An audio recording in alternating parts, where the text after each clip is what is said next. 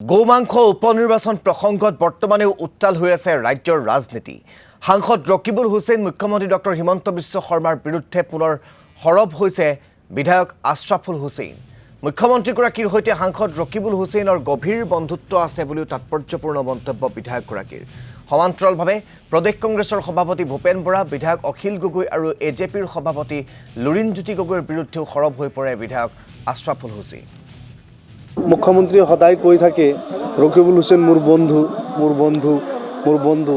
সেই কথা বতৰাবিলাক আমি শুনি জানি আৰু তেওঁলোকৰ কেইদিনমান আগত গৰুৰ মাংসক কেন্দ্ৰ কৰি যি ধৰণৰ মুখ চুপুতিৰ প্ৰেমৰ লিলিমাই আৰু তাৰ কাৰণে লাখ লাখ মানুহে এতিয়া খাদ্য হিচাপে গ্ৰহণ কৰা গৰুৰ মাংসটোকে ৰকিবুল হুছেইনৰ কাৰণে বাদ দিব লগা হৈছে।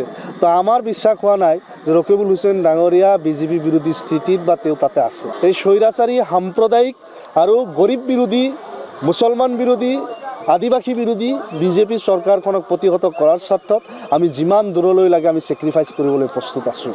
কিন্তু যোৱা নিৰ্বাচনত যিসকলে বিজেপিৰ চৰকাৰ আনিবলৈ সহায় কৰিছে, অখিল গগৈ আৰু লুৰিণজ্যোতি গগৈ, তেওঁলোকক অসমৰ জনগণে কি ধৰণে বুজাব, তেওঁলোকক কেনেকুৱাকৈ চাপ সৃষ্টি কৰিব, সেই কথাটো কিন্তু আজিৰ সময়ত চাবলগীয়া হৈছে।